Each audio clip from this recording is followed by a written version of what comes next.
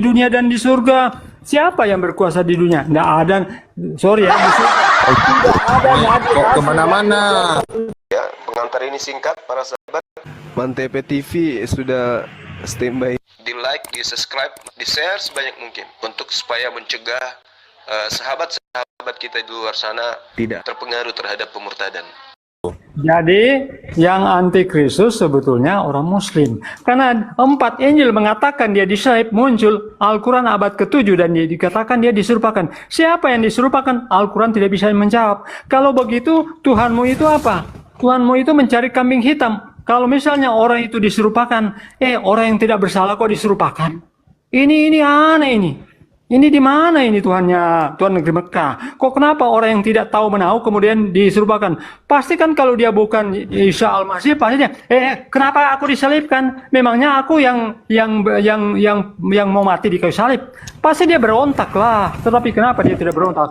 Memang Isa itu disalibkan, Bro Suma, karena Yesus disalibkan. Jadi yang gantian adalah Muslim dan pengikut. Gantian. Jadi gini, dengarkan saya baik-baik. Kenapa sih? Ganti? Kenapa Anda ngaku aku bukan Yesus lah? Itu pemikiran antikristus. Kristus yang benar itu tidak akan pernah dibiarkan oleh Elohim binaswa. Kau belajar lagi tentang Kristus itu. Kristus itu adalah orang yang diurapi Tuhan. Tuhan tidak akan pernah mau membinasakan orang yang dicintai. Saya bacakan dalilnya. Amsal 21 nomor 18. Orang fasik, siapa orang fasik? Yudas. Di mana Yudas dikatakan fasik? Amsal 17:23. Orang fasik adalah orang yang menerima suap. Paham sampai situ? Makanya kurangi membodohi diri sendiri. Orang fasik dipakai sebagai tebusan bagi orang benar. Siapa orang benar? Yesus. Siapa orang fasik? Yudas. Ketika orang benar ini digiring untuk dibunuh, Tuhan menggantikannya dengan orang fasik. Sederhana kan? Sederhana. Kita kasih lagi dalil. Di dalam Amsal 11, orang yang jujur dilepaskan oleh kebenarannya. Orang jujur dilepaskan. Dilepaskan dari mana? Dilepaskan dari jeratan. Dari jeratan. Orang-orang menjeratnya. Orang-orang ingin mencuranginya. Tetapi Tuhan tidak akan pernah mau untuk merusak orang-orang yang jujur. Orang yang jujur dilepaskan oleh kebenarannya. Tetapi pengkhianat tertangkap. Pengharapan pengkhianat akan gagal pada kematiannya. Dan harapan orang jahat pengkhianat menjadi sia-sia. Orang benar diselamatkan dari kesukaran.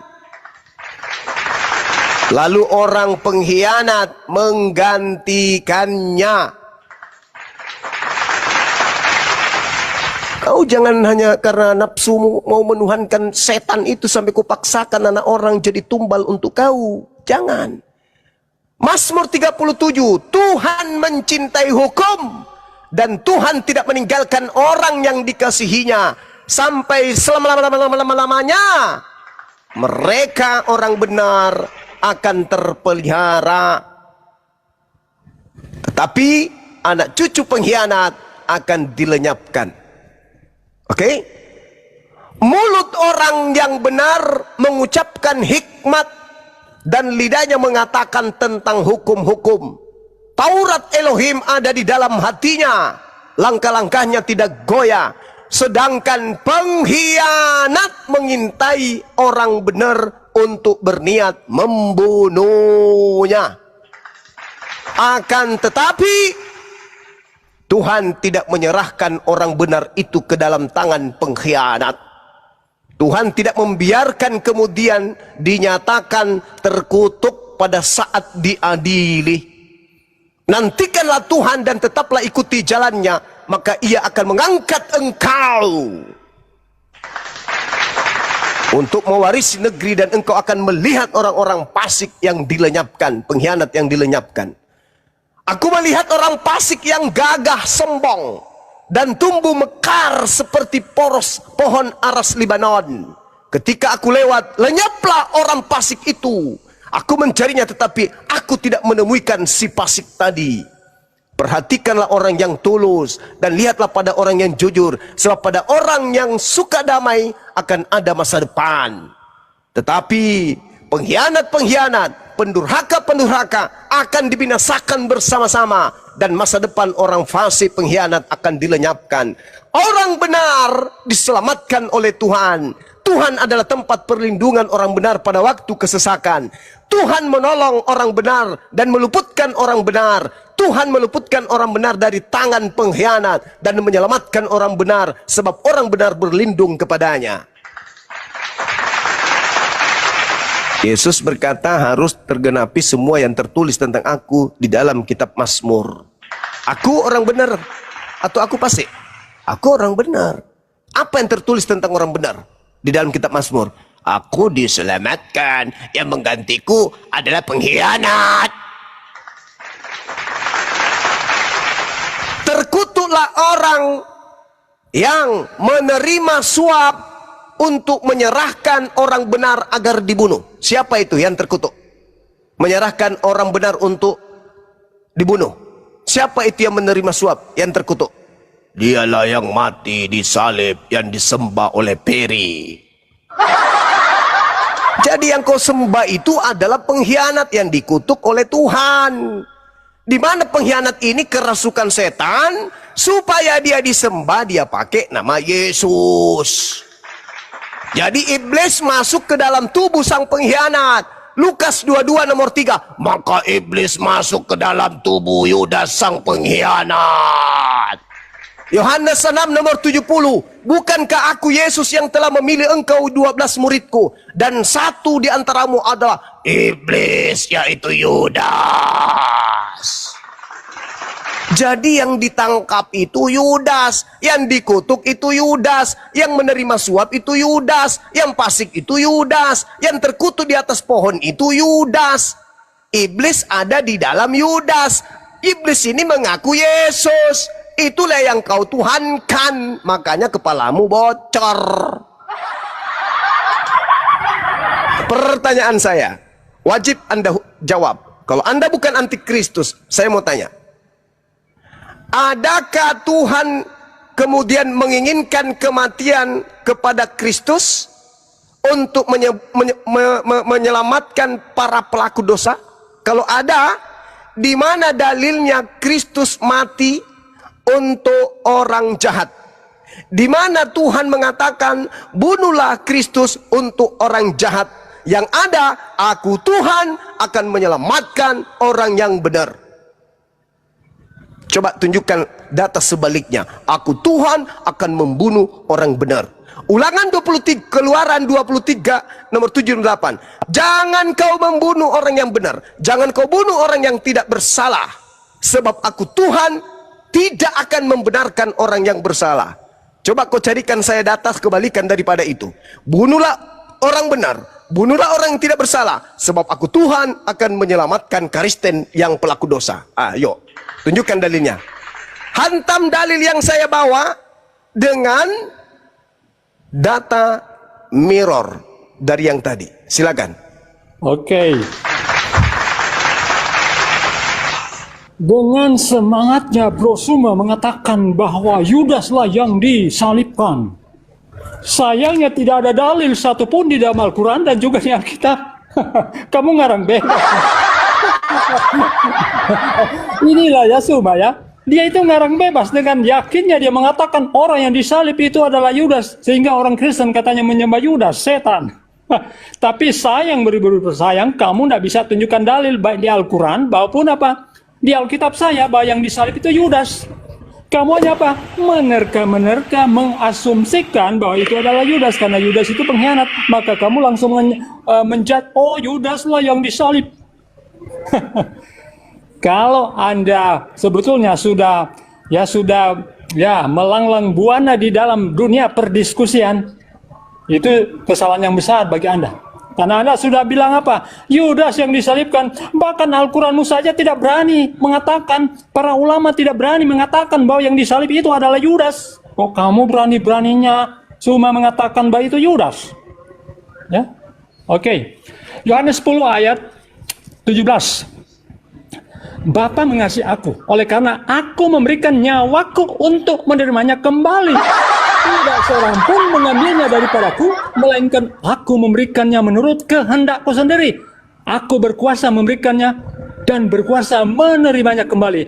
Inilah tugas yang pertama dari Bapakku.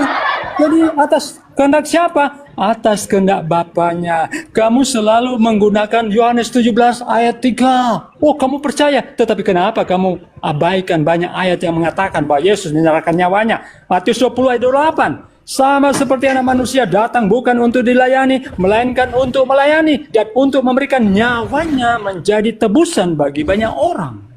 Kemudian Matius 6 ayat 8. Sebab inilah darahku, darah perjanjian yang ditumpahkan bagi banyak orang untuk pengampunan dosa. Jadi jelas ya, Yesus mengorbankan demi orang-orang berdosa. Bahkan sebelum itu kejadian, dia sudah nubuatkan di dalam Matius 16 ayat 21. Ya, dia pergi ke Yerusalem dan menanggung banyak penderitaan dan dari pihak tua-tua, imam-imam kepala dan ahli-ahli Taurat, lalu dibunuh dan dibangkitkan pada hari yang ketiga. Tergenapi juga ya. Ya, Matius 17 ayat 22-23 sama juga ya. Dan mereka akan membunuh dia dan pada hari ketiga ia akan dibangkitkan. Maka hati murid-muridnya itu Udah, jangan banyak-banyak, Peri. Kita cari data, kita tunggu data yang bisa berlawanan dengan firman Tuhan, malah dikasihnya perjanjian baru, surah-surah karangan-karangan. Oke, perjanjian lama itu apa? Saya minta data dari Tuhan Elohim. Bukan data dari pengarang wartawan. Justru ketika saudara, diam dulu, ketika saudara membawa data yang ada di dalam Yohanes 10, ya, di mana Anda di Matius 10 tadi itu yang Anda bacakan, kemudian ketika dikatakan aku tidak akan memberikan, tidak ada siapapun yang akan sanggup mengambil nyawaku. Yohanes 10:17. Ya. Tidak ada yang sanggup mengambil nyawaku, nggak ada. Berarti ketika setan berusaha untuk mengambil nyawa Yesus, nggak berhasil dong. Harus Yesus sendiri yang bunuh diri. Kalau Yesus tidak bunuh diri, ya nggak bisa mati menurut dasar dalil itu. Yohanes 10 yang Anda baca itu. Ya. Tidak ada orang yang sanggup menerima tidak sanggup mengambil nyawa Yesus, nggak ada. Yesus sendiri yang harus menyerahkan nyawanya. Berarti percuma ada penyaliban. Yesus tidak akan mati di salib. Yesus tidak akan mati di salib karena tidak ada yang sanggup mengambil nyawanya. Nggak ada. Mau sampai 5 kali dia disalib, 1000 kali dia disalib, tidak akan ada yang bisa mengambil nyawanya. Upaya iblis sia-sia. Makanya yang mati bukan dia. Yang mati itu adalah orang pengkhianat yang sudah dinubuatkan, orang fasik dipakai sebagai tebusan. Orang jujur, Yesus orang jujur, ya. Yesus orang benar, ya. Siapa pengkhianat? Yudas. Siapa yang iblis? Yudas. Siapa yang dikutuk? Yudas. Kalau Anda mengatakan orang dikutuk, orang yang pengkhianat diselamatkan dengan menjadikan korban orang benar, mana dalilnya?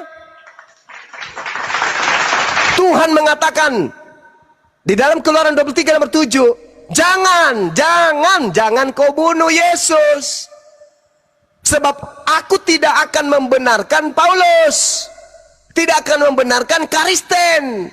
Jangan kau bunuh Yesusku. Nah sekarang kalau Anda mengatakan Yesus yang mati, tolong tunjukkan, bunuhlah Yesus, sebab aku Tuhan akan membenarkan Kristen. Mana dalilnya? Itu karang-karangan kalian sendiri. Kitab kau itu kitab karangan. Yesus tidak pernah memberikan validasi kepada perjanjian baru itu. Lolos di konsili pada saat pengkanonan karena sesuai dengan ajaran Theos. sesuai dengan ajaran Roma, penyembah dewa-dewa. Maka dewa turun ke bumi, menjadi manusia, mengambil rupa, mati untuk nebus dosa manusia. Orang Yahudi diajarkan jangan bunuh orang yang benar, malah bunuh orang benar. Alasannya untuk menyelamatkan orang Belanda, penjajah, Portugis, penjajah, Romawi, penjajah. Apalah ini agama kau? Tuhan melarang, jangan kau bunuh orang yang benar. Datang Anda, bunuhlah orang benar demi dosa-dosa kami lah. Lul, yang saya minta, Lul, firman Tuhan yang mau mempersembahkan Kristus orang benar ini untuk kalian, manusia-manusia laknat, manusia-manusia pendosa. Seluruh dosa dunia katanya, berarti dosa-dosa laknat. Mana dalilnya? Aku akan membunuh Kristusku demi untuk menyelamatkan para pendosa. Benar-benar kamu itu iblis yang mutarbalikkan fakta firman Tuhan. Udah usah terlalu banyak. Tunjukkan aja dalilnya. Di mana Tuhan membantah dalilnya sendiri. Keluaran 23 nomor 7 nomor 8. Di mana dalil yang membantah dalil firman Tuhan itu? Di mana? Jangan kau tunjukkan karangan-karangan perjanjian baru, jangan. Di mana? Di dalam Keluaran 23 jelas sekali Tuhan tidak menginginkan. Kubacakan semamu ya, data nomor 1. Janganlah engkau menyebarkan kabar bohong. Kalau kau tidak menunjukkan data, berarti kau adalah menyebarkan kabar bohong. Jangan kau menyebarkan kabar bohong. Janganlah engkau membantu orang yang bersalah. Nah, siapa yang bersalah? Orang-orang berdosa. Jangan kau bantu orang-orang berdosa dengan menjadi saksi yang tidak benar. Jangan kau akui kami orang bersalah itu ditebus dosa kami demi kami, maka orang benar dibunuh. Jangan, kata Tuhan, jangan kau membantu orang bersalah dengan menjadi saksi bohong. Janganlah engkau turut-turut kebanyakan orang melakukan kejahatan.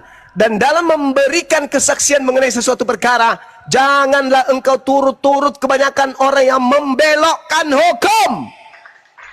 Hukumnya jangan kau bunuh orang benar. Jangan kau belokkan, lol. Haruslah kau jauhkan dirimu dari perkara dusta.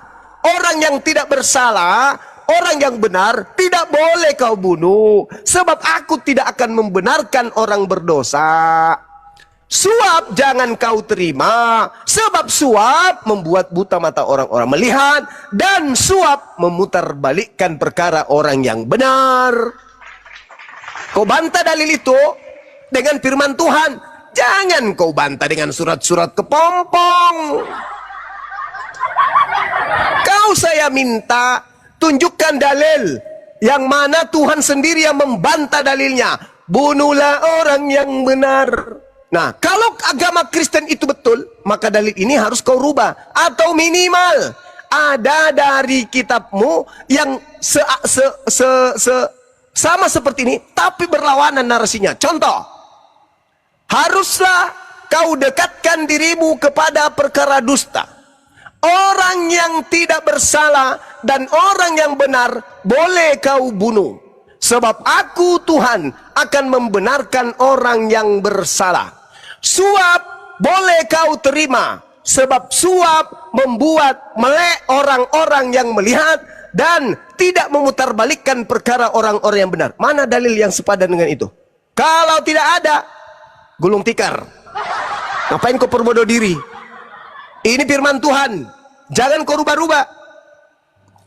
Kalau Anda mengatakan Yesus orang benar harus mati, rubah dalil ini. Rubah juga. Harus segera juga kalian bikin konsili. Rubah Keluaran 23 seperti bunyinya tadi. Kalau memang Kristen itu agama benar, rubah. Karena di situ dilarang, jangan kau bunuh orang yang benar. Di situ dilarang, jangan kau terima suap. Sebab suap itu memutarbalikkan perkara orang benar. Orang benar dirubah menjadi pengkhianat. Orang benar dirubah menjadi kutuk di atas salib. Gara-gara apa? Gara-gara suap. Siapa yang menerima suap? Yudas. Itulah yang kau sembah. Paham sampai sini? Kalau kau tidak menunjukkan data, seperti biasa kau ke gereja, cari ibu jari kaki pendeta, isap kiri atau kanan. Terserah, suka-suka lo. Silakan, Oke? saudara. Oke, jadi rupanya ya Suma kalau Yohanes 17 ayat 3 dia percaya, tapi di lain itu dia sebenarnya percaya. Inilah double standarnya si Suma. Oke, dia juga tidak bisa membuktikan orang yang disalibkan itu Yudas. Cuma keluar-keluar orang yang terkutuk itu Yudas, maka Yudas itu yang disalib. Jadi orang Kristen itu menyembah Yudas. Tapi sayang kalian Suma nggak bisa buktikan satu ayat pun baik di Al-Quran maupun di Alkitab bahwa itu adalah Yudas. Oke, bagaimana dengan perjanjian baru? Perjanjian lama. Apakah ada menceritakan tentang Yesus, penderitaan Yesus? Mari kita baca di Yesaya pasal 53 ayat 3. Ia dihina dan dihindari orang, seorang pun yang penuh kesengsaraan, yang biasa menderita kesakitan. Ayat 4. Tetapi, ingat ini semua, tetapi sesungguhnya penyakit kita lah yang ditanggungnya. Penyakit dosa kita lah yang ditanggungnya. Mana ada Dan dosa di situ? kesengsaraan kita yang dipikulnya. Padahal kita mengira dia kena kula, dipukul dan ditindas Allah. Tetapi dia tertekan oleh karena pemberontakan kita. Dia Saya tanya dulu, sebelum Anda lanjut. Saya tanya, kita di situ siapa? Sebentar. Jangan Kita di situ siapa? Waktu anda bicara saya tidak potong. Iya, kita di situ siapa? Iya, manusia yang berdosa. Termasuk Kita di situ saya. siapa? Stres lo. Manusia yang Siapa? berdosa. Iya saya tahu, tapi siapa? Siapa Kita manusianya? semua, Anda dan saya. Pembohong, penyesat dah. Turunin. Kita baca dalil kenapa Turun. Kau kepanasan ke gereja, penipu, pembohong. Kita di situ Bani Israel yang hidup 4 zaman. Yang diceritakan di situ adalah orang-orang Israel yang hidup kemudian di zaman 4 yang diceritakan tentang raja-raja Yehuda dan Israel. Kita bacakan dalilnya. Penglihatan yang dilihat Yesaya bin Amos tentang Yehuda dan Yerusalem dalam zaman Usia, Yotam, Ahaz, Hezekia dan raja-raja Yehuda. Bukan Kristen. Tidak ada Kristen kita. Pembohong, lain diminta, lain dijelaskan.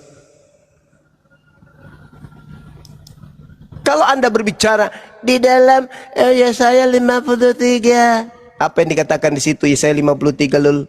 Di situ dikatakan ia dihina dan dihindari orang, seorang yang penuh kesengsaraan dan biasa menderita kesakitan. Ia sangat dihina sehingga orang menutup mukanya terhadap dia. Dan bagi kita pun ia tidak masuk hitungan. Lul, penderitaan yang digambarkan dalam data tersebut hampir rata-rata para nabi telah mengalaminya. Kucluk, dihina, dianiaya, dibawa ke pembantaian, diremukkan dan seterusnya. Para nabi sebelum Yesus juga mengalami penderitaan, bahkan sebagian sampai dibunuh. Kucluk. Contoh 1 Raja-Raja 19 nomor 10, jawabnya, aku bekerja segiat-giatnya bagi Tuhan, Elohim semesta alam. Karena orang Israel meninggalkan perjanjianmu, meruntuhkan mesbah-mesbahmu, dan membunuh nabi-nabimu dengan pedang. Hanya aku seorang dirilah yang masih hidup, dan mereka ingin mencabut nyawaku. Tuh. Dia dihindari, dan penuh kesencaraan, dia menderita kesakitan, dia sangat dihina. Kucluk, seluruh nabi Yahudi juga mengalami itu, lul. Jadi dalam hal penderitaan, dalam hal diolok-olok, dalam hal diasingkan, dihinakan, itu bukan hal yang baru untuk para utusan Tuhan, cuplis. Jadi bukan hanya Yesus saja yang mengalami penderitaan kayak itu. Balao. Yang spesifik adalah bilur-bilur yang menjadi penyembuh katanya. Umat Aliteng menganggap bahwa Yesus itu juga menyembuhkan penyakit sehingga cocok dengan beliau dengan kalimat yang tadi. Coba teman-teman perhatikan, apakah kemudian itu cocok untuk Yesus? Dicocok-cocokkan seenak perut. Mereka ingin kali bahwa yang duduk di situ Yesus. Apanya? Lalu kemudian banyak hal dikatakan begini. Dia akan ditindas, dan tidak membuka mulutnya saat dia hendak ditangkap, hendak disalibkan. Kata siapa? Itu tidak cocok dengan Yesus. Dia tidak berbicara, dia tidak membuka mulutnya, dan dia membiarkan dirinya tertindas. Kata siapa? Itu nggak cocok. Lukas 22 nomor 36. Jawab mereka, suatu pun tidak ada katanya kepada mereka. Tetapi sekarang ini siapa yang mempunyai pundi-pundi, hendaklah ia membawanya. Demikian juga yang mempunyai bekal. Dan siapa yang tidak mempunyai, hendaklah ia menjual jubahnya dan membeli pedang. Lalu Yesus melarang muridnya tidur dan menyuruh mereka untuk berjaga-jaga dari serangan musuh. Matius 26:38. Katanya ikhlas. Hatiku sangat sedih, seperti mau mati rasanya. Tinggallah di sini dan berjaga-jagalah denganku. Katanya ikhlas mati. Kok murid disuruh berjaga-jaga? Mati ya mati aja, cayu. Lalu dikatakan bahwasanya dia diam aja katanya. Dia diam aja. Diam aja katanya. Dia ikhlas. Padahal setelah itu ia kembali kepada murid-muridnya setelah dia berdoa semalam-malaman. Lantas kemudian seorang malaikat datang kepada yang memberikan kekuatan sampai keringat ketakutannya seperti titik darah yang jatuh ke tanah. Lalu kata Yesus kepada muridnya, hatiku sedih. Tidakkah kamu sanggup berjaga-jaga 1 jam saja denganku? 1 jam saja kamu berjaga-jaga, aku lagi takut. Katanya rela mati. Kok kayak gitu? Orang mau tidur dibangunkan. Bangun, berdoa. Gimana sih Bapak ini? Lantas kemudian dia ikhlas katanya. Tapi ikhlas, lucunya katanya dia tidak bersuara, tapi dia teriak, ya Bapak, ya Abah, tidak ada yang mustahil bagimu kan? Ambillah cawan ini daripadaku, Pak. Tetapi janganlah apa yang aku kehendaki loh, melainkan apa yang engkau kehendaki ya. Iya nak, lucu kalian ini. Lalu kemudian saudara kita ini menganggap bahwa dia itu benar-benar untuk Yesus yang ada di dalam Yesaya 53 ini. Yang aneh adalah kenapa imam kepala mahkamah agama, orang-orang Farisi yang ahli kitab Yesaya, yang mempelajari Yesaya mulai dari botak sampai dia botak kembali, tidak ada kemudian menemukan bahwa itu untuk Yesus. Malah ketika mereka berkongkol membunuh Yesus, saking tidak adanya nubuat, saking tidak adanya alasan, saking tidak adanya kemudian perbuatan Yesus yang mencerminkan Yesaya 53, maka mereka membuat tipu muslihat. Mereka melakukan kesaksian palsu untuk membunuh Yesus. Apanya ini? Tiba-tiba aja si Peri muncul. Itu loh, ada loh keinginan Tuhan supaya membunuh dia loh. Di mana bang? Oh nanti Yesaya 53 loh. Kuclu, mending lu ikut lomba makan kerupuk daripada kau berbohong di sini. Kami Islam betul, tapi kami lebih paham Bible itu daripada ente. Kalian hanya percaya nggak belajar. Kami belajar, mengkaji, menelaah. Parah kalian memang. Udahlah kalau gitu saya pulang malas di sini. Assalamualaikum. Salat dulu. Lanjut. Silakan Bunda beribadah. Ustaz Sugi.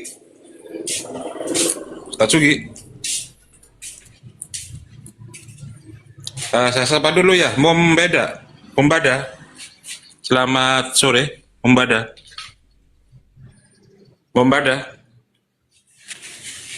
selamat sore. Oke, Alexis, selamat sore. Alexis, dibuka mute-nya. Alexis.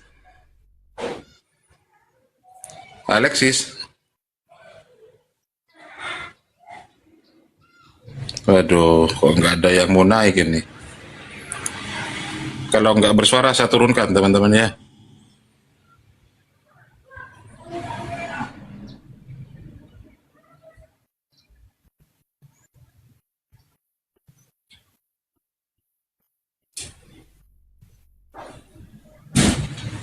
Ustadz Felix, monitor Ustadz Felix.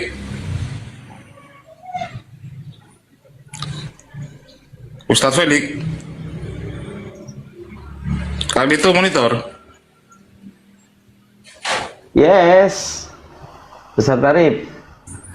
Ya, ini di siapa dulu kami itu? Oh, ada siapa itu? Nggak tahu saya. Ardi. Kabur langsung. Kabur langsung kok nih.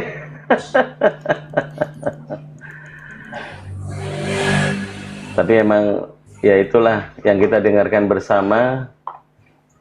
Kita sama-sama renungkan saja.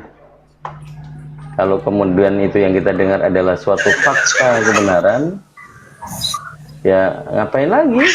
Itu aja. Betul?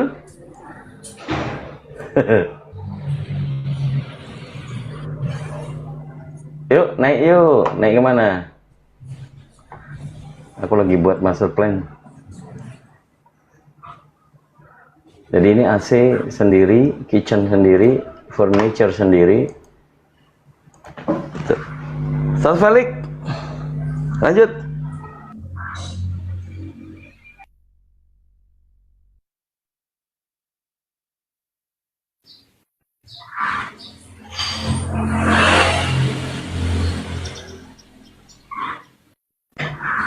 Pak Rarang, selamat siang Pak Rarang. Pak Rarang. Oi Pak Rarang. Saya turunkan, yang nggak bersuara saya turunkan langsung. Ya, David. David, gimana kabarmu David? Sudah ready belum David? Wah, sudah alhamdulillah. Gimana ini? Hari ini KTP dinantikan KTP-nya. Dulu. Jadi? Sehat, Kang Dito. Alhamdulillah. Ya, mungkin apa, mumpung ada Gurunda, apa yang masih membuat ketakutan untuk menerima? Nyimak aja lah. Hah? Nyimak aja. Loh, daripada kamu nanti keduluan mati loh. Dari kemarin mati-mati mulu. Lah, kan memang nggak ada yang tahu kematian kapan. Nah, itu tahu. Ya, Gurunda mungkin ada pencerahan buat saudara kita David ini yang masih ada takut sama orang tuanya, Gurunda. Anak Oh, lagi sholat ya? sayang. Lagi sembahyang. Ini Oh, ada biasa Oten ya. Longor naik. Oten Longor ini. Dean, selamat sore Dean. Dean, kalau tidak berbicara saya langsung turunkan ya.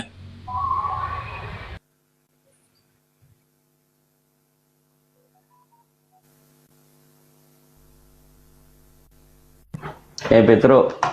Selamat Assalamualaikum warahmatullahi wabarakatuh, Ustaz. Waalaikum ya ahlanar. Kaifa?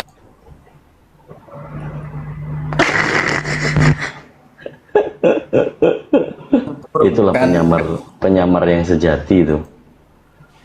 Itulah. Boleh turunkan Kang Dito. Oh, itu udah kelasnya bukan C1, C2 Oten yang longor kali, bukan, tapi udah Oten yang gila banget itu. Pede banget gitu kan. Belajar. Oh, itu Oten. Oten paling longor. Jadi dia sudah tahu kebenaran Islam. Pakai peci. Dia udah tahu kebenaran Islam tapi masih mencari kesalahan-kesalahan Islam gitu loh. Gitu deh. Paling longor dia di Kristen. Mana dia punya teman? Nggak punya dia punya teman.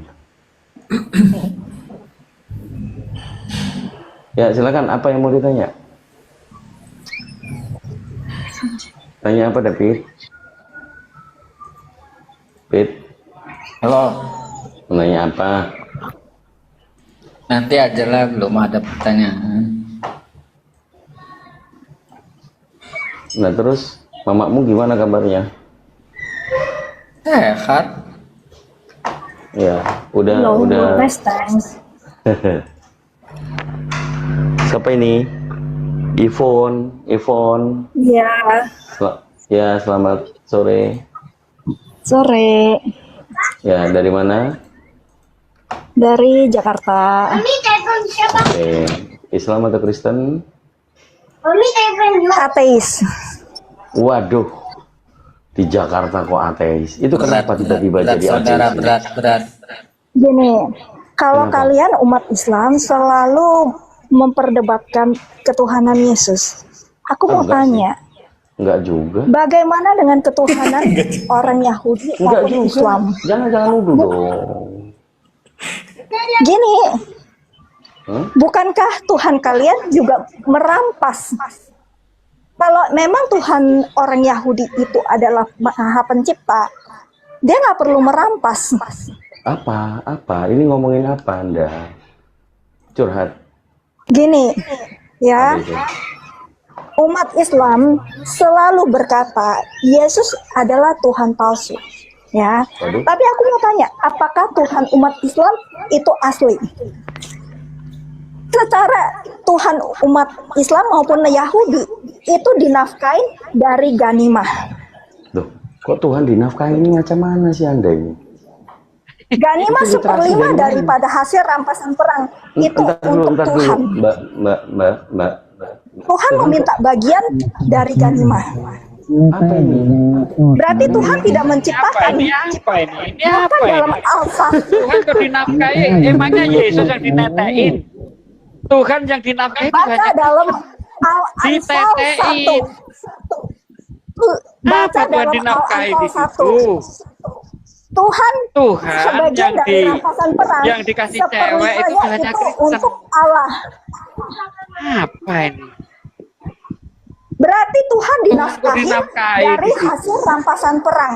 Bahkan dalam bilangan 31 ya, Musa Nah itu mengatakan tuh, Tuhan seperlima hasil. cewek itu. Bentar, sebelum kamu ngomong banyak KTP-mu apa agamanya di situ? Nggak ada agama. KTP-mu mana ada di Indonesia KTP nggak ada kolom agama? Sekarang udah boleh nggak ada agama kan?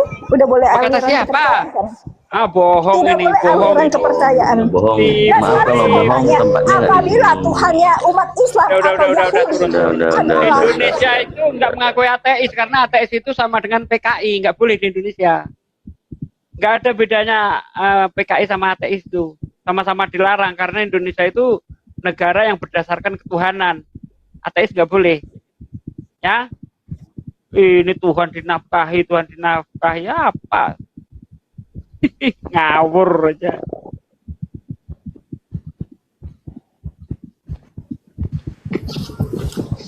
Selamat siang, Pak Arif.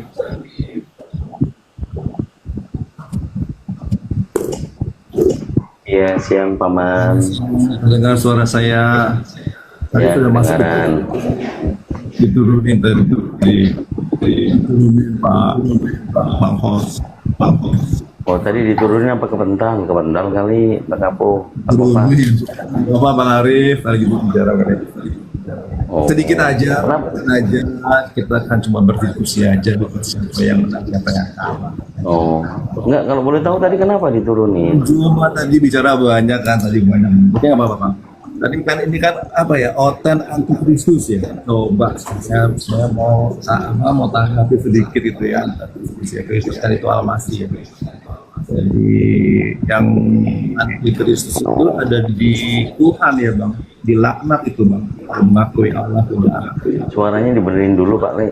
Itu menggema kayak lagi di terowongan Bapak. Menggema ya Pak ya.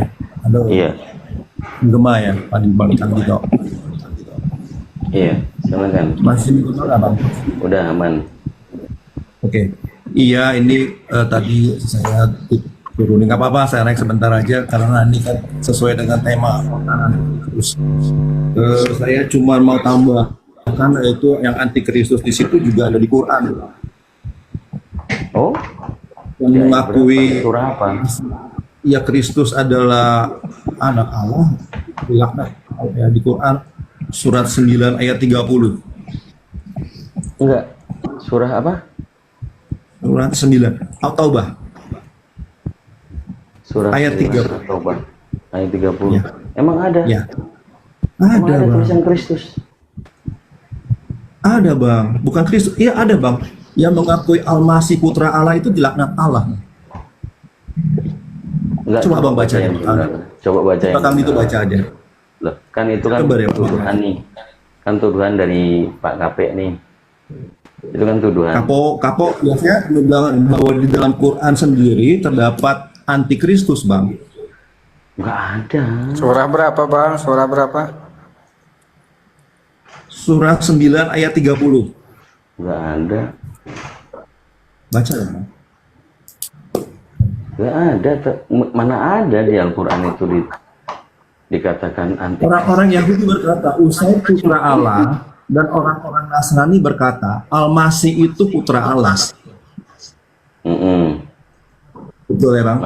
Mereka meniru dilaknat Allah, Bang, kalau mengakui itu. Bukan dilaknat, disebutnya kafir. Kafir dan dilaknat Allah. Dilaknati. Ya orang kafir memang terlaknat. Iya, yang berkata Al-Masih itu putra Allah, Bang. Iya, sesungguhnya kafirlah bagi orang yang mengatakan Al-Masih putra adalah Isa Al-Masih. Itu kafir itu. Bukan Allah adalah Al-Masih. Allah itu Al-Masih itu putra Allah. Coba bisa ditampilin nggak? Coba supaya nggak jadi framing.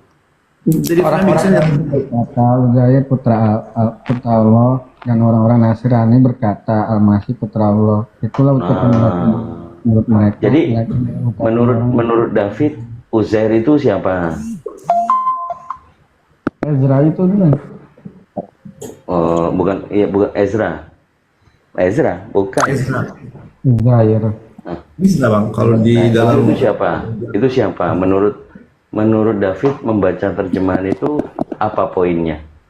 Jadi orang Yahudi punya yang mereka sebut anak Allah, benar? Iya, Uzair. Terus orang Nasrani Bang Iya, Kapo tadi itu yang masalah itu, bukan Bang David. Iya, tadi yang ini kan Bang David lagi belajar ini, Pak De. Dia suka baca ayat suci Al-Quran, belajar. Tapi dia pengen juga bahwa sudah menerima kebenaran Islam itu dari Al-Quran. Nah, ini kita lagi diskusi nih, ada tuduhan katanya di Al-Quran ada terdapat antikristus. Kan gitu. Padahal kita membaca nggak pernah ada. Nggak ada terjemahan antikristus itu untuk memaknai ayat suci Al-Quran yang dikatakan antikristus itu nggak ada. Mana ada orang Islam itu percaya? dilaknat Allah. Ya bukan antikristus lah itu. Apa abang ini? Dilaknat Allah itu kalau mengakui putra. Kan gini, Bang, ya, tadi kan ini otennya antikristus. Kalau dalam Yohanes 3:16 kan terkenal sekali kan, begitu besar kasih Allah akan dunia ini. Ia telah mengaruniakan anaknya yang tunggal supaya setiap orang yang percaya kepadanya tidak binasa. Jadi Allah punya anak kan. Tapi kalau di dalam ini Kristus ya. Kalau di dalam Al-Quran kan ditolak. Dilaknat, Bang. Dilaknat Allah. Masa gini loh. Kapo ini. Iya, ini kan Oh iya, seperti itu, iya, Bang. Kapo. Tahu saya. Dia orang Katolik. Dia orang Katolik. Saya menambahkan aja oten antikristus itu Quran juga di situ juga antikristus ya, Bang. Kan dilaknat Allah. Jadi Anda setuju Kristen antikristus? Kita aja loh Bang Gito. Jadi Anda setuju Kristen antikristus?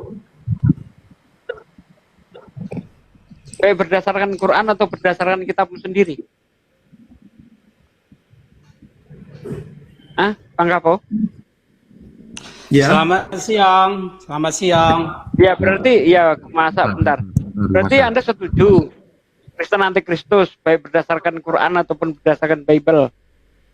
Di dalam Bible kan, Bang, di Yohanes 13 kan yang tadi saya sudah bacakan kan, Yohanes 3 ayat 16. Iya, di dalam Bible misalnya di dalam 1 Yohanes 1 ayat 4 Yohanes 3 ayat 6 3. yang saya bawakan Pak Bible berjalan, yang saya bacakan adalah Yohanes 3 ayat 16. Itu tidak berbicara antikristus. Yang berbicara antikristus itu misalnya di 1 Yohanes 4. Waspadalah akan setiap roh, tetapi ujilah roh-roh itu, apakah roh itu berasal dari Allah. Sebab banyak nabi-nabi palsu. Dengar dulu, banyak nabi-nabi palsu yang telah muncul dan pergi ke seluruh dunia. Nah, ciri-cirinya seperti apa antikristus itu? Ya, ciri-cirinya antikristus itu dia tidak mengakui bahwa Yesus itu datang sebagai manusia yang berasal dari Allah. Kau baca di situ, itulah antikristus. Atau di dalam 2 Yohanes 1 nomor 7. Antikristus itu menolak bahwa Yesus itu adalah manusia. Nah, Kristen ini mengakui enggak Yesus itu manusia? Oh, mengakui, tapi hatinya mengakui dia Tuhan. Padahal Kristus itu bukan manusia, bukan Tuhan yang berwujud manusia, bukan seperti itu. Gitu loh. Yohanes 3:16 nggak berbicara antikristus. Ada ayat yang berbicara antikristus. Itu yang harus dipakai. Yohanes 13 itu Allah punya ya, anaknya yang tunggal kan, Bang? Itu tidak berbicara antikristus ayat itu, Bang. Iya, tapi kan di dalam Quran kan Al-Masih Putra Allah itu kan dilaknat Allah, Bang. Itu beda konteksnya. Beda konteksnya. Tapi Abang setuju ya, kontradiksi gitu ya, Bang Bible? Kontradiksi dengan apa? Dengan Yohanes 3 ayat 16. Apanya ini? Nabi Isa itu manusia. Apanya yang mana bisa Al-Quran dikontradiksikan sama Bible? Nggak nyambung lah. Bible punya otoritas sendiri, Al-Quran punya otoritas sendiri. Kalau mau mengkontradiksikan itu Bible dengan Bible, Quran dengan Quran. Kan begini, Gitu loh. Bang. Kan tadi kan saya cuma menerangkan data bahwa di dalam Bible di Yohanes 13 kan ia telah mengaruniakan anaknya yang tunggal supaya setiap orang yang percaya. Ya kan ini anaknya itu kan Kristus, Bang. Dan di dalam ini kan Al-Masih Putra Allah, kan dialaknat Allah, Bang, di sini. Konteks yang dibicarakan Quran sama Bible itu berbeda. Kalau Al-Quran itu, konteks yang dibicarakan itu bahwa Tuhan itu mempunyai anak secara biologis. Itu yang dilaknat oleh Allah. Nah, Kristen itu mengakui Yesus itu anak biologis Tuhan. Makanya kalau kita lihat dalam bahasa Inggrisnya di dalam Yohanes 3:16, Yohanes 3:16 itu Yesus disebut begotten, anak biologis Tuhan. Itu yang dilaknat. Ya, begotten artinya apa? Kan anak biologis, anak yang dikandung. Anak tunggal. Enggak ada anak tunggal. Begotten tuh nggak bisa diartikan anak tunggal. Anak biologis atau anak atau yang diperanakkan. Coba begotten artinya apa? Begotten tuh nggak bisa diartikan anak adopsi. Ini kan kata-kata anak angkat itu nggak bisa. Yohanes 3 ini kan kata-kata dari Yesus sendiri. Gak nyambung, Bang. Ada ayat yang berbicara khusus antikristus. Ngapain lari ke Yohanes 3:16? 1 Yohanes 4 ayat 1 sampai 4 kau baca. Al-Masih ini kan atau di dalam Yohanes. Al-Masih. Bang Bible, saya cuma mau angkat Al-Masih ini kan Kristus ya, yang diurapi ya. Kristus dalam bahasa Yunani, Al-Masih dalam bahasa Arab, Mesias dalam bahasa Ibrani. Sama kan, sama artinya kan, dalam bahasa ini kan sama kan. Saya cuma menyampaikan bahwa ini Allah. Yang saya mau sampaikan bahwa outer antikristus ternyata di Quran juga ada antikristus, ada dilaknat Allah ya, Bang. Itu aja saya sampaikan. Gimana di Al-Quran ada antikristus? Gak ada, Bang, gak ada. Mana sih ini orang? Isa itu putra Maryam, Isa bin Maryam, bukan Isa putra Allah. Gimana? Kafirlah orang yang menyebut bahwa Isa itu anak Allah. Kafir. Dilaknat, ini saya baca konteksnya itu dilaknat Allah, Bang. Gimana? Iya, maksudnya yang mengucapkan kata itu putra Allah itu nantinya akan dilaknat, nggak paham kah? Iya, itu aja. Tapi ya, Bang, itu aja. Jadi memang ada penolakan kan, Bang, bahwa ayat Yohanes 13 kan ini kata-kata Yesus Kristus sendiri bahwa Barang siapa begitu besar kasih Allah akan dunia ini sehingga ia telah memberikan anaknya yang tunggal supaya siapa yang percaya kepadanya tidak binasa, mereka beroleh hidup yang kekal. Bahwa ini kata-kata Yesus, tapi di dalam Al-Quran kan Al-Masih Putra Allah ini kan dilaknat Allah, Bang, kalau mengakui ini. Ya Bang, itu aja yang ingin saya sampaikan. Jadi bukan oten, tapi Quran juga anti Kristus ya Bang. Kalau kok Quran anti Kristus gimana sih nih orang ini? Al-Quran itu menerangkan adanya orang-orang yang menyembah Nabi Isa. Kok Quran anti Kristus? Di dalam Al-Quran itu mengakui Nabi Isa itu Al-Masih. Tapi kan teksnya anti Kristus seperti itu kan, Bang, anti Kristus. Gak nyambung. Al-Quran mengakui Isa itu Al-Masih. Di mana dikatakan Al-Quran bukan Al-Masih? Allah itu dilaknat Allah, Bang. Itu aja sih yang disampaikan. Ya, Bang. Antikristus itu, Bang, sudah saya bawakan ayatnya. Orang yang menolak bahwa Yesus itu manusia, itu yang antikristus. Gimana sih? Apakah orang Islam itu mengakui enggak Yesus itu manusia? Mengakui. Kristen mengakui tapi menolak. Makanya mereka memakai dua gelar, 100% manusia, 100% Tuhan. Padahal tidak ada konsep 100% manusia, 100% Tuhan di dalam kitabmu itu nggak ada tertulis seperti itu.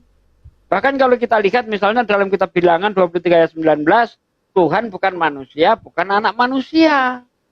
Kristen, Tuhan itu manusia, Tuhan itu anak manusia. Ini yang namanya kontradiksi dengan kitabnya sendiri. Oh, Quran anti Kristus. Quran setiap menyebut Nabi Isa disertai Al-Masih. Karena memang dia gelarnya Al-Masih. Kristus. Ya Al-Masih. Al-Masih Putra Allah itu kan nggak boleh dilaknat Allah, Bang. Itu aja. Bedakan ketika berbicara tentang antikristus dengan berbicara tentang anak Allah. Itu nggak nyambung, ada sambung-sambungkan gimana sih? Nah kan ini kan Kristus dan Al-Masih, saya cuma Al-Masih iya, nggak nyambung.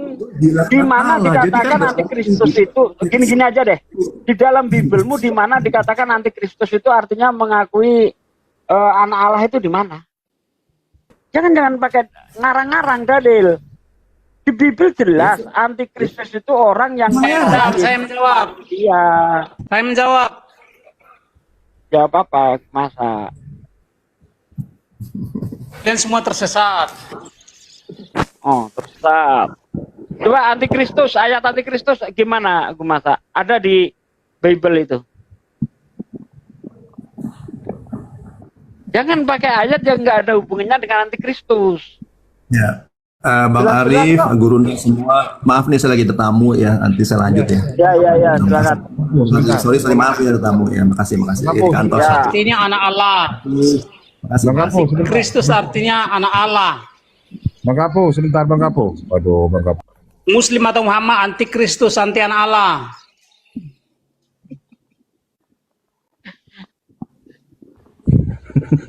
Silahkan mau narasi apapun pakai dasar gitu loh. Ayat apa yang kau pakai? Ada dua ayat yang jelas di dalam Bible. Kenapa nggak dipakai ini? Karena akan menghantam Kristen itu sendiri. Di dalam 1 Yohanes 4 ayat 1 sampai 4. Saudara-saudaraku yang kekasih, waspadalah akan setiap roh, tetapi ujilah roh-roh itu. Apakah roh itu berasal dari Allah? Sebab banyak nabi-nabi palsu yang telah muncul dan pergi ke seluruh dunia. Demikianlah kita mengenal roh Allah, yaitu apabila ia mengaku bahwa Yesus adalah manusia yang telah datang dari Allah, itulah roh Allah. Tetapi apabila ia menyangkal bahwa Yesus adalah manusia yang datang dari Allah, itu adalah roh penyesat, roh antikristus. Ayatnya jelas kok. Atau di dalam 2 Yohanes 1 nomor 7 itu juga. Siapa antikristus? Itu orang-orang yang menyebarkan bahwa Yesus itu bukan manusia, dia Tuhan. Nah, itulah antikristus. Ada ayat yang secara eksplisit berbicara tentang antikristus, kenapa lari-lari ya? Mana sih kawan-kawan Kristen tuh? Nggak berani pakai 2 ayat itu? Atau boleh juga di dalam Lukas 8 ayat 21 misalnya. Waspadalah supaya kamu jangan disesatkan. Karena akan datang banyak orang memakai namaku. Dan berkata, akulah dia. Nah, itu berbicara antikristus, oke.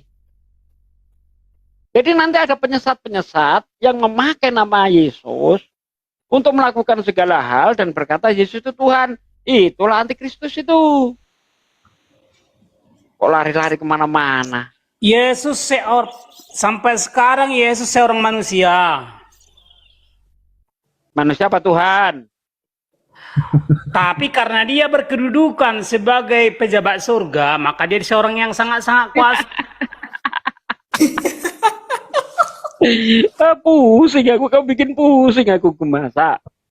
Dari mana manusia itu adalah Tuhan, Tuhan adalah manusia? Itu dalil apa yang kau pakai? Memang Tuhan Dalam kitab Bilangan 23:19 Tuhan bukan manusia. Tuhan bukan anak manusia. Yesus di banyak ayat mengaku aku anak manusia. Kamu akan melihat anak manusia duduk di sebelah kanan yang maha kuasa, anak manusia. Iya, Yesus itu manusia anak sampai manusia, sekarang dia manusia. bukan Tuhan. Yesus itu seorang manusia, memiliki jabatan di surga, makanya disebut dia seorang Tuhan. Tuhan di Aduh, parah kau masa. Di mana? Yesus itu Tuhan itu ayat mana? Selagi dia mengaku anak manusia, maka batal dia sebagai Tuhan. semua pejabat surga adalah manusia. Udahlah ini layani lah kayak Semua gitu. pejabat kayak gini malas aku. Ini gacor aja ini. Gak pakai dalil lah. Parah. Jelas-jelas di kitab mereka sendiri Tuhan bukan manusia. Tuhan bukan anak manusia. Mau dia tempatnya dimanapun, jabatannya apapun, tetap aja nggak bisa jadi Tuhan. Karena udah dibatasin itu tadi. Tuhan bukan manusia, Tuhan bukan anak manusia. Masih juga mau digandeng-gandengin Tuhan, manusia Tuhan lah. Ini mah pagan. Manusia dewa, itu pagan itu. Kalau samawi nggak ada manusia Tuhan, itu nggak ada. Manusia ilahi itu nggak pernah dikenalkan oleh para nabi. Yang memperkenalkan manusia ilahi, nah itu Kristen itu. Karena Kristen pagan. Mana Musa pernah mengatakan manusia ilahi? Mana ada seperti itu. Nah, Kristen lah muncul. Karena Kristen ini sinkretis ya. Sinkretisme antara ajaran pagan dan ajaran samawi digabungkan. Jadilah Kristen itu pagan baru. Pagan bentuk baru. Begitu kawan-kawan. Silakan Bang David, apa yang mau ditanyakan Bang David? Ya.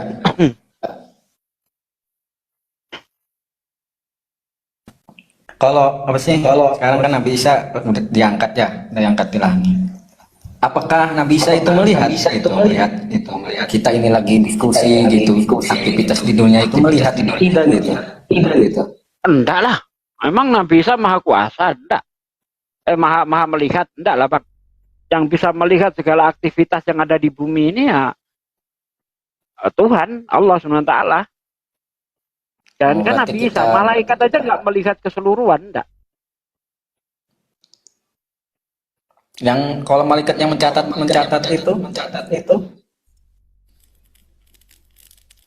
Kalau malaikat yang mencatat itu kan pada setiap manusia itu ada malaikatnya, Bang. Oh, sudah ada masing-masing tugasnya ya. Masing-masing. Bukan berarti malaikat nongkrong di langit nyatatin setiap orang, oh bukan begitu. Iya, kirain kan yang lihat gitu. Dia melihat ya. Ya kirain mana bisa ngelihat kita lagi seru-seruan lagi.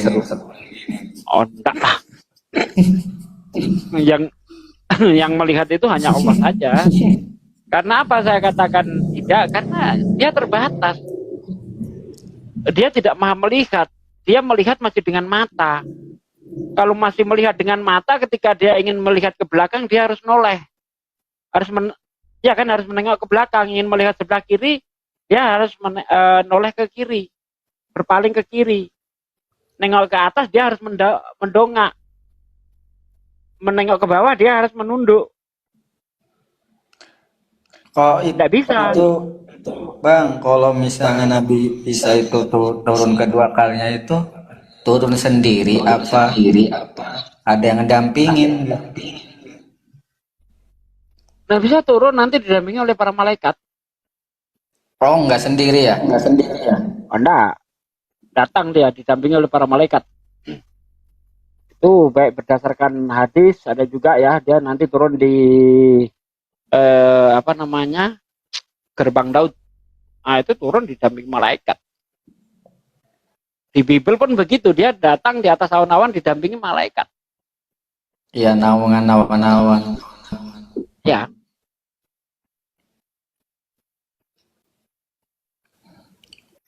Terus, apa lagi, Bang?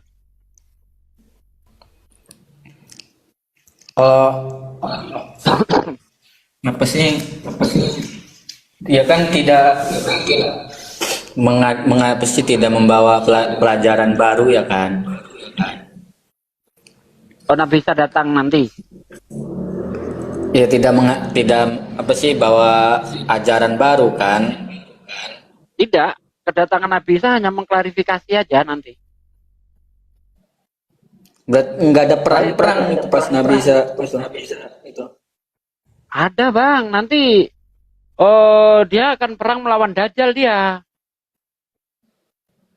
Nabi Isa itulah makanya sendirian. Kalau sendirian kan bukan perang itu. Nanti kan ada pendampingnya Imam Mahdi. Membawa pasukan ya. Iya, Imam Mahdi. Jadi nanti Nabi Isa itu datang akan membunuh Dajjal dia.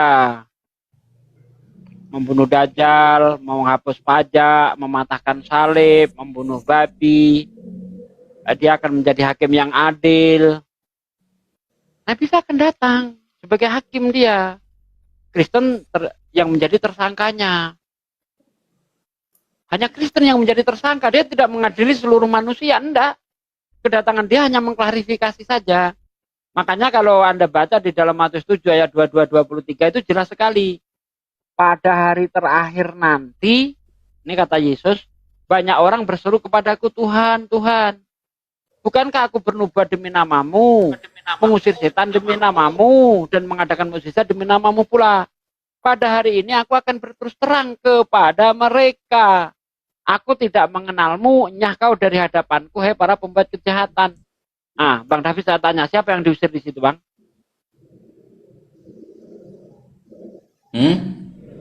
Siapa yang diusir oleh Yesus di situ?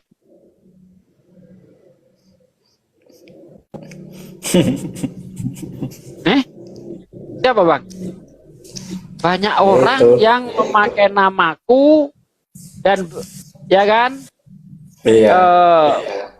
Tuhan, Tuhan, bukankah kami bernubuat demi namamu, mengusir setan demi namamu? Itu siapa yang melakukan itu, Bang?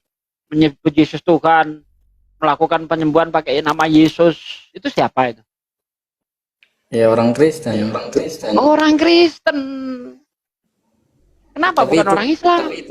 Tapi itu tuh kata ibu mah ayat itu tuh buat orang-orang yang orang yang berdosa, bermaksiat. Tidak, Bang. Rumusnya Anda baca di ayat 15. Kata Yesus, tidak mungkin buah yang baik menghasilkan pohon yang baik menghasilkan buah yang buruk. Tidak mungkin buah yang buruk menghasilkan buah yang baik. Kalau Kristen itu baik, tidak mungkin menghasilkan perbuatan yang buruk. Kalau Kristen itu buruk, tidak mungkin menghasilkan perbuatan yang baik. Kalau Anda katakan tadi itu orang yang berdosa, artinya Kristen menghasilkan perbuatan-perbuatan yang buruk. Itu ada rumusnya. Kok abang lebih tahu tentang Kristen sih? Nama saya Bible Berjalan. Mana sih? Nggak ada, saya buka-buka Bible. Oh, Tanda-tandanya ya. Kalau Yesus kan tanda-tandanya kan langit akan gelap, bintang akan berjatuhan. matahari tidak percaya. Kalau di Al-Quran itu tanda-tandanya datang Yesus turun itu seperti apa gitu? Ulang, kurang jelas. Gimana? Kalau tanda-tanda Yesus turun kan matahari gelap, itu bulan tidak percaya, bintang berjatuhan. Nah, kalau di Islam Nabi Isa itu tanda-tandanya seperti apa? Tanda-tandanya ditandai akan datangnya Dajjal. Salah satunya itu, Bang. Nanti ketika Dajjal itu turun, maka turunlah dia. Nah, kalau mengenai bintang, matahari terbit dari barat, itu mah tanda-tanda